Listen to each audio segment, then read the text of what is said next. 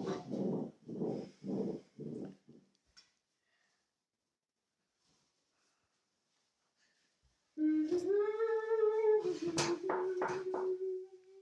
in, the door's opened. Oh, hi, Rachel. Fine evening, isn't it? Would you like a loaf of bit of bread? I've got a loaf fresh out of the oven. Oh, and some tea. Bread would be lovely. I am just famished. Thank you, Marilla. Oh, yes. Won't you sit down? How are your folks? We're all pretty well. I was kind of afraid you weren't, though, when I saw Matthew starting off today. I thought maybe he was going to the doctor's.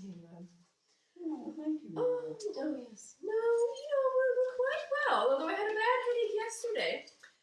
Matthew went to Bright River. We're getting a little boy from an orphan asylum in Nova Scotia, and he's coming on the train tonight. Are you in earnest, Marilla? Yes, of course. What on earth put such a notion in your head?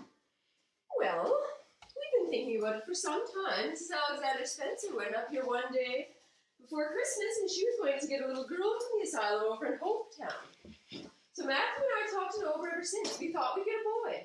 Matthew is 60, and he isn't so spry as he once was. His heart troubles him a good deal, and you know how desperate hard it is to get hired help.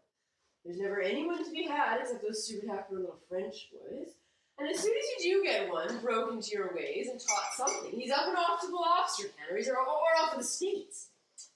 There'll be a risk no matter who we get, but I'll feel easier in my mind and sleep sounder at night if we get a born Canadian. So we decided to ask Mrs. Spencer to pick us out one when she went over to get her little girl. We heard last week she was going, so we sent her word by Richard Spencer's folks at Carmody to bring us a smart, likely boy about 10 or 11.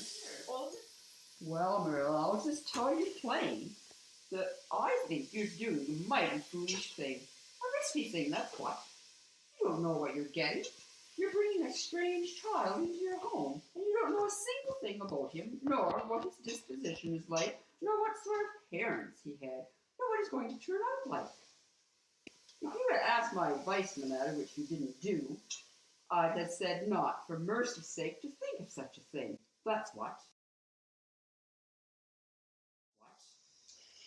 I don't deny there's something in what you say, Rachel, but Matthew was so terribly set on it, I could see that, so I gave in. Nova Scotia's right close to the island. Isn't it as we were getting him from England or the States, God forbid? He can't be much different from ourselves.